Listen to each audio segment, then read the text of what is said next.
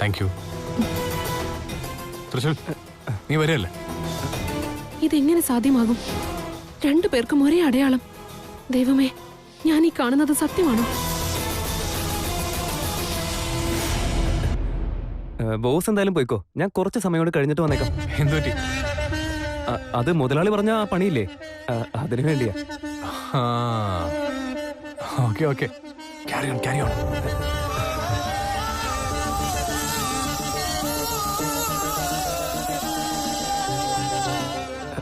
Madam, കുറച്ചു മുമ്പ് എന്തോ ഇമ്പോർട്ടന്റ് കാര്യം പറയാനിരുന്നു, അത് മിസ്സായി പോയി. ഇപ്പൊ പറയ് മാഡം. സോറി, നീ ഇപ്പൊ വളരെ ടയർഡാണെന്നാ തോന്നുന്നേ. വീട്ടിലേക്ക് പോയിക്കോ, നമുക്ക് വേറൊരു ദിവസം കാണാം. ഞാൻ പോട്ടെ. അയ്യോ, ഞാൻ അടി കൂടുന്നത് കണ്ടത് ഡാർക്ക് സീനായി പോയല്ലോ. സാരമില്ല, ഇനിയും സംസാരിക്കാൻ അവസരം കിട്ടുമല്ലോ. ചേട്ടാ, ഞാൻ 2 വീലറിൽ ഇങ്ങോട്ട് വന്നത്. ചേട്ടൻ പോയിക്കോ, ഞാനിത് എടുത്തോണ്ട് വന്നേക്കാം. അത് വേണ്ട, സ്കൂട്ടർ നമ്മുടെ ഡ്രൈവർ ഒന്ന് എടുത്തോളൂ. നീ വണ്ടി കയറി. കമോൺ. നീ ഒരു ആൺകുട്ടിയാണെങ്കിൽ നിന്റെ അഹങ്കാരത്തിലും എടുത്തിയാട്ടത്തിലും ദേഷ്യത്തിലും അത് കാണിച്ചാ പോരാ. ഉത്തരവാദിത്വത്തിലും ജീവിതത്തോടുള്ള സമീപനത്തിലും അത് കാണിക്കണം. സ്വന്തം സഹോദരിയെ അപകടത്തിലാക്കിയിട്ട് ഒന്നും അറിയാത്തവനെ പോലെ വന്ന് നിൽക്കുന്നുണ്ടല്ലോ, ഇതല്ല ഒരുവന്റെ ആണത്തം. നീ എന്റെ മകനാണെന്ന് പറയാൻ തന്നെ എനിക്ക് നാണക്കേടാവുന്നു. വീട്ടിലാകെയുള്ള ഒരു പെൺകുട്ടി നീ കാരണം നാണം കെട്ടല്ലോടാ. നിന്റെ വീട്ടുകാരെ സംരക്ഷിക്കേണ്ടത് നിന്റെ കർത്തവ്യോ? നീ കാരണമല്ലേ ആ തെരുവ് ഗുണ്ടകൾ അവളെ പിടിച്ചോണ്ട് പോയത്?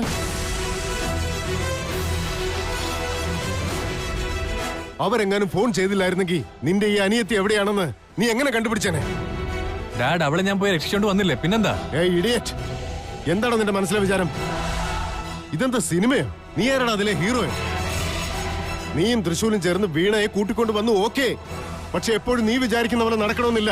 Remember that. അവൾക്ക് എന്തെങ്കിലും സംഭവിച്ചിരുന്നെങ്കിൽ നീ എന്ത് ചെയ്തേനെ? ഡാഡ്, അവർക്ക് എന്ത് ശിക്ഷയാണ് കൊടുക്കേണ്ടത് അത് ഞാൻ കൊടുത്തിട്ടുണ്ട്. അവന്മാർ ആരൊക്കെയാണെന്നോ എന്തായിരുന്നു അവന്മാരുടെ ഉദ്ദേശമെന്നോ എന്തെങ്കിലും നിനക്കറിയോ? ഡാഡ്, അവരുടെ മുഖം എങ്ങനെയാന്നിപ്പോ അവർക്ക് പോലും അറിയാത്ത അവസ്ഥയാണ്. ഞാനും തൃശ്ശൂരും കൂടി അവന്മാർക്ക് ശരിക്കും കൊടുത്തിട്ടുണ്ട്. ഇനി ഒരിക്കലും അവന്മാരുടെ ശല്യം ഉണ്ടാവുകയില്ല dad. Shut up, will you? അവന്മാരാരാ എവിടുന്നാന്നുള്ള കാര്യങ്ങൾ അറിഞ്ഞിരുന്നെങ്കിൽ എനിക്കറിയായിരുന്നു എന്താ വേണ്ടെന്ന്. ഒരു മരം രണ്ടായി മുറിച്ചൊന്നും പറഞ്ഞ് വീമ്പിളക്കിയിട്ട് കാര്യമില്ല. വേരോടെ അതിനെ പിഴുതു മാറ്റുക വേണ്ടത്. എന്തെങ്കിലും ഒരു കാര്യം തുടങ്ങി വെച്ചാൽ അത് ഫിനിഷ് ചെയ്യാനും കൂടിയുള്ള കഴിവ് വേണം. ചുമ്മാ മസിലും പെരുപ്പിച്ച് നടന്നു. റിലാക്സ് ഡാഡി, വെറുതെ എന്തിനാ ഇങ്ങനെ ടെൻഷൻ ആകുന്നേ? വേണ്ട. ഡാഡി,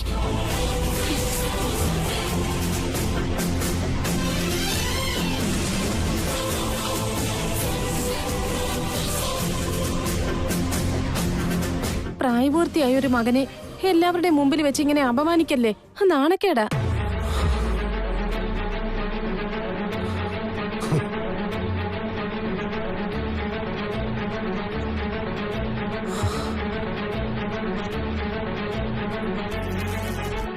നോക്ക്, ഞാൻ നിനക്ക് ഈ വീട്ടിൽ ഇതുവരെ ഒരു കുറവും വരുത്തിയിട്ടില്ല.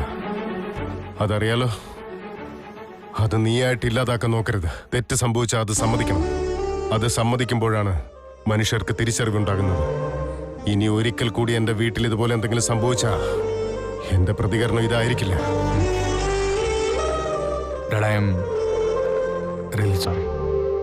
ജീവിതത്തിനൊരു ലക്ഷ്യം വേണം, അല്ലാതെ ഇങ്ങനെ ഒന്നിനും കൊള്ളാത്തവനായിട്ട്.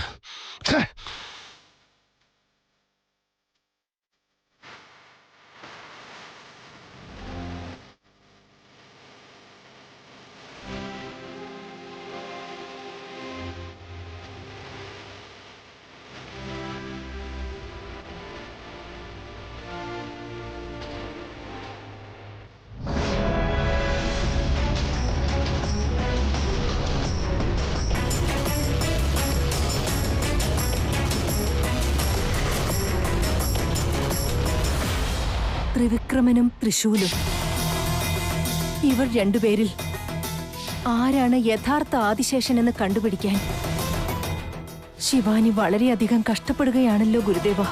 അതെ ഗുരുദേവ, ഞാൻ എത്ര കഷ്ടപ്പെട്ട് ശ്രമിച്ചിട്ടും പുതിയ തടസ്സങ്ങൾ വന്നുകൊണ്ടിരിക്കുകയാണ്.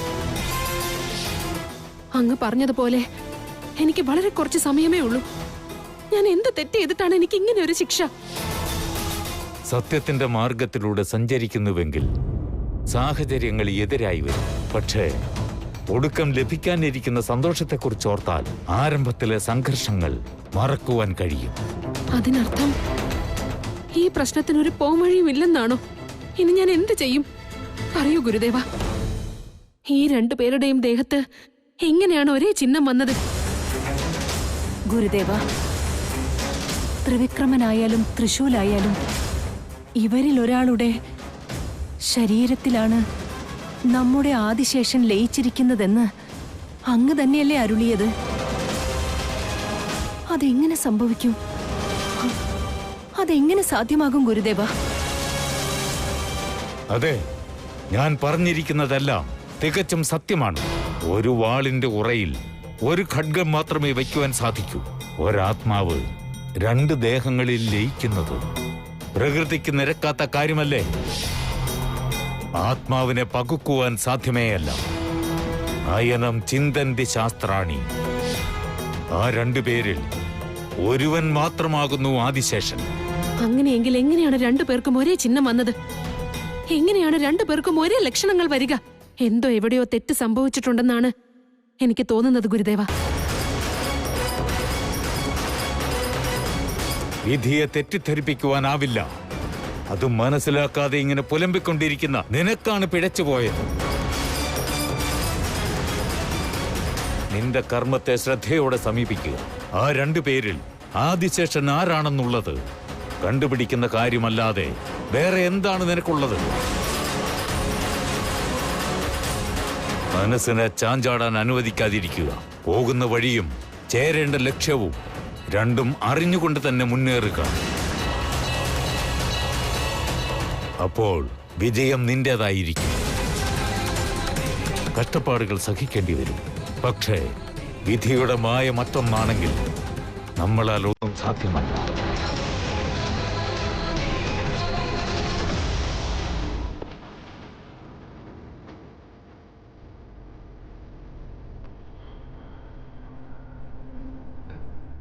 അല്ല ബോസ്, എന്തായി ചിന്തിച്ചുകൊണ്ടിരിക്കുന്നേ?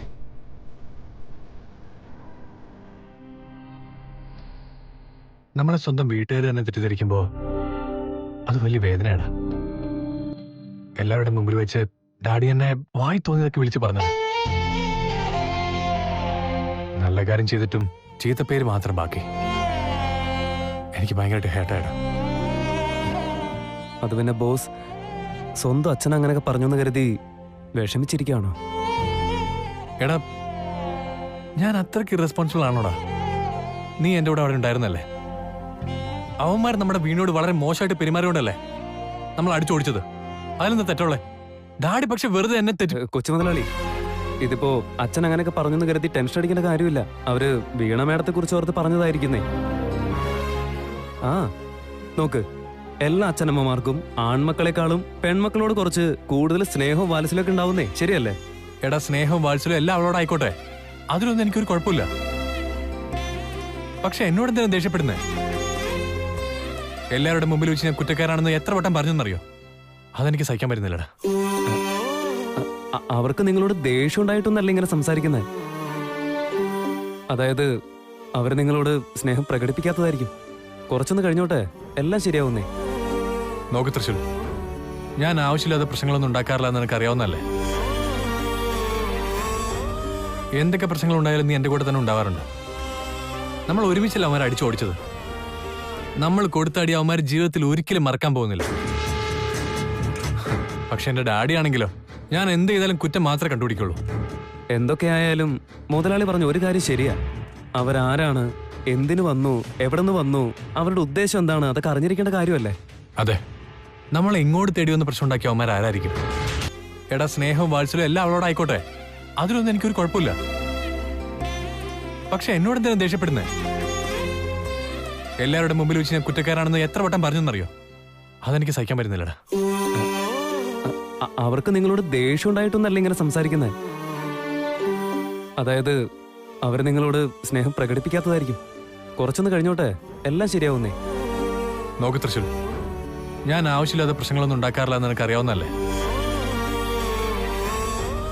എന്തൊക്കെ പ്രശ്നങ്ങൾ ഉണ്ടായാലും നീ എൻ്റെ കൂടെ തന്നെ ഉണ്ടാവാറുണ്ട്. നമ്മൾ ഒരുമിച്ചല്ല അവന്മാരെ അടിച്ചോടിച്ചത്. നമ്മൾ കൊടുത്തടി അവന്മാർ ജീവിതത്തിൽ ഒരിക്കലും മറക്കാൻ പോകുന്നില്ല. പക്ഷെ എൻ്റെ ഡാഡി ആണെങ്കിലോ, ഞാൻ എന്ത് ചെയ്താലും കുറ്റം മാത്രമേ കണ്ടുപിടിക്കുള്ളൂ. എന്തൊക്കെയായാലും മുതലാളി പറഞ്ഞ ഒരു കാര്യം ശരിയാ. അവരാരാണ്, എന്തിനു വന്നു, എവിടെ നിന്ന് വന്നു, അവരുടെ ഉദ്ദേശം എന്താണ്, അതൊക്കെ അറിഞ്ഞിരിക്കേണ്ട കാര്യമല്ലേ? അതെ, നമ്മൾ എങ്ങോട്ട് തേടി വന്ന് പ്രശ്നം ഉണ്ടാക്കിയ അവന്മാർ ആരായിരിക്കും? അതെന്തായാലും ആരാന്ന് കണ്ടുപിടിച്ചേ പറ്റൂ. നീ ഒന്ന് ആലോചിച്ച് നോക്ക. അങ്ങനെ ആയിക്കോട്ടെ ബോസ്. അത് വേഗം വേണം. ഇനി ഒരിക്കലും ഞാൻ ഇറസ്പോൺസിബിൾ ആണെന്ന് ഡാഡി കൊണ്ട് പറയിപ്പിക്കാൻ പാടില്ല തൃശ്ശൂർ.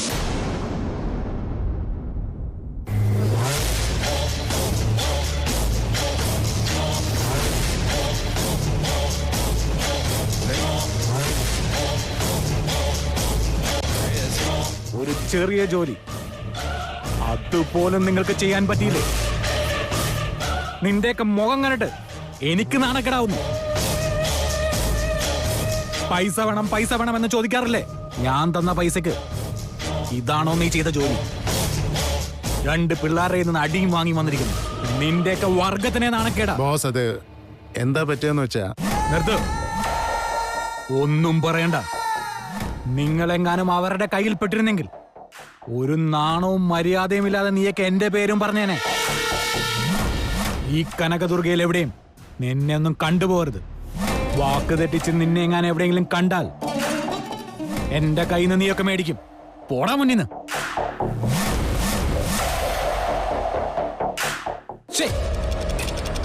പോടാ മുന്നിന്ന്.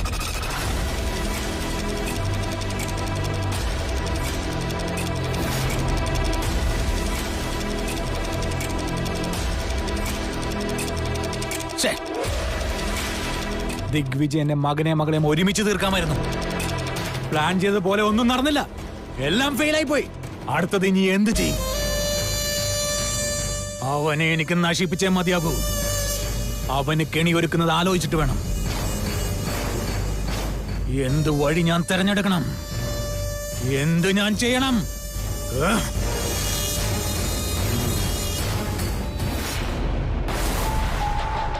ഗുരുദേവ, അവിടെ എത്തിയത് മുതലുള്ള എല്ലാ കാര്യങ്ങളും ഞാൻ വളരെ ശ്രദ്ധയോടു കൂടെ തന്നെയാണ് ചെയ്തിരുന്നത്. എന്റെ ഭാഗത്തു നിന്ന് ഒരു പിഴവും സംഭവിച്ചിട്ടില്ല. ആദിശേഷനെ കണ്ടെത്തി നാഗമാണിക്യം തിരിച്ചു കൊണ്ടുവരിക എന്നല്ലാതെ മറ്റൊരു ചിന്തയും എന്റെ മനസ്സിലേക്ക് വന്നിട്ടേയില്ല. എന്നിട്ടും ഇങ്ങനെയുള്ള തടസ്സങ്ങൾ വരുമ്പോൾ ഞാൻ എന്താണ് ചെയ്യുക ഗുരുദേവ? ഇതിനങ്ങ് തന്നെ എന്തെങ്കിലും ഉപാധി നിർദ്ദേശിക്കൂ ഗുരുദേവ. ഇവരിൽ ഇപ്പോൾ ആരാണ് നമ്മുടെ ആദിശേഷൻ എന്ന് കണ്ടുപിടിക്കുന്നതിനായി മറ്റൊരു മാർഗവുമില്ലേ ഗുരുദേവ?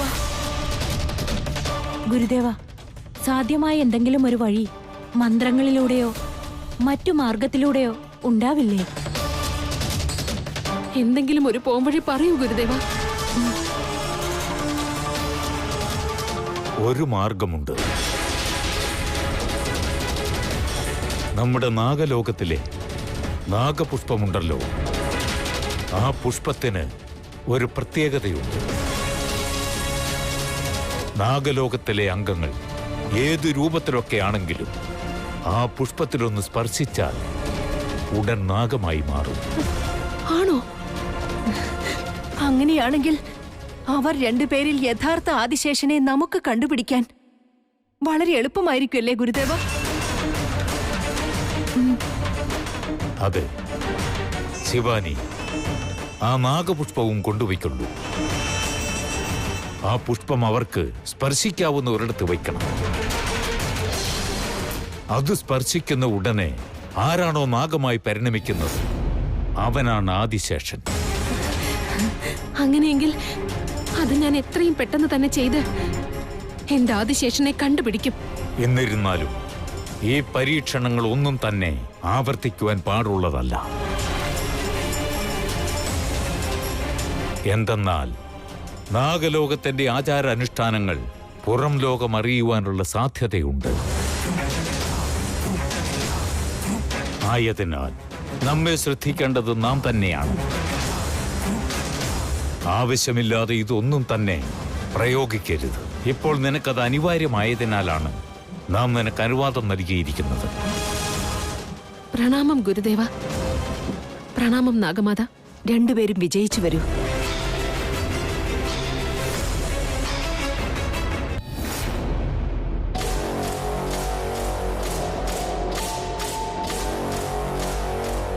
നീലി, ഒന്ന് നോക്കിക്കേ, നമ്മളെ ആരെങ്കിലും ശ്രദ്ധിക്കുന്നുണ്ടോന്ന്. ഇവിടെ ആരുമില്ല, ബാ പോവാ.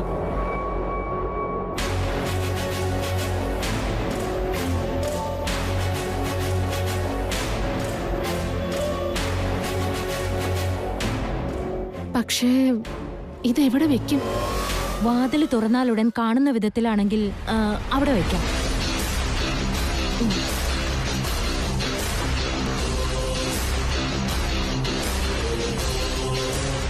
നാളെ രാവിലെ തൃശ്ശൂരിൽ എഴുന്നേറ്റ് വരുമ്പോ ഇതവന്റെ കണ്ണിൽ പെടും. നമുക്ക് ആദിശേഷൻ ആരാണെന്ന് മനസ്സിലാക്കാൻ പറ്റും. വാ.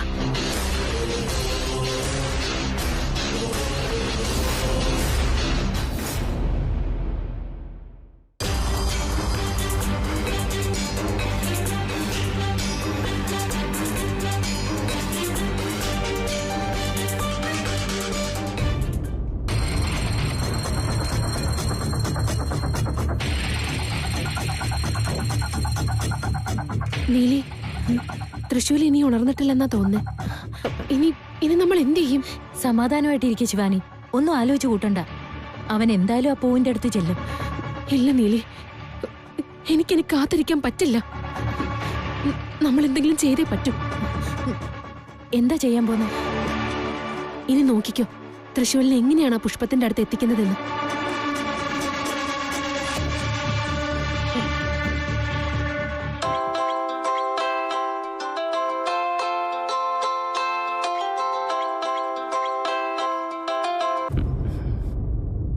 ഹലോ, ആരാ? ഞാൻ ശിവാനിയെ സംസാരിക്കുന്നേ.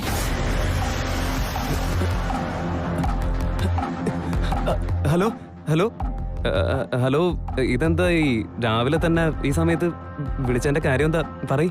അത് ഒരു മിനിറ്റ് ഒന്ന് വീടിന്റെ പുറത്തേക്ക് വരാമോ?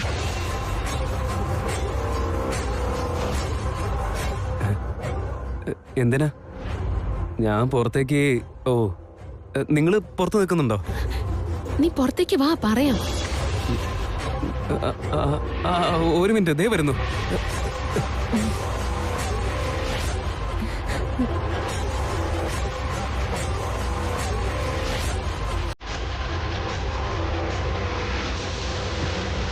തൃശൂൽ, നീ ഇതെവിടെ പോവാ? അത് ഉറക്കം എഴുന്നേറ്റ വഴി എവിടേക്കാ നീ? വേഗം പോയി ഫ്രഷ് ആയിട്ട് വാ. ഇതൊക്കെയാണോ നീ പഠിച്ചു വെച്ചിരിക്കുന്ന ശീലങ്ങള്? ഓ അമ്മേ, എവിടെ നോക്കിയാലും ഇതിപ്പോ കാര്യം അറിയാണ്ട് ഇങ്ങനെ പറഞ്ഞാ എങ്ങനെ? പറഞ്ഞത് മനസ്സിലായില്ലേ നിനക്ക്? പോടാ. ശരി, ആയിക്കോട്ടെ.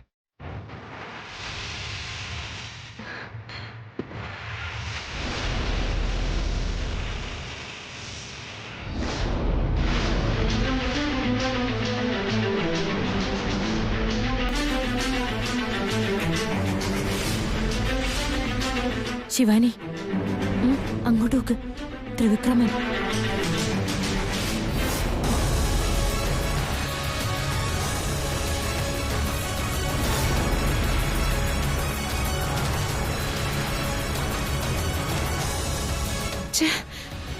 ഇവൻ ഇപ്പൊ ഇങ്ങോട്ട് വന്നെന്തിനാ?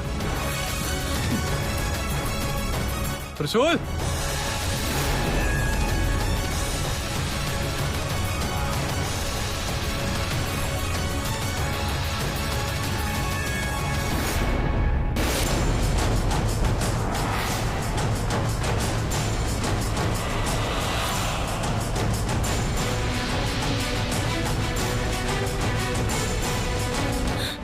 ശിവാനി, ഇവനെങ്ങാണോ ആ പൂവിനെ പോയി തൊട്ടാൽ എന്ത് ചെയ്യും?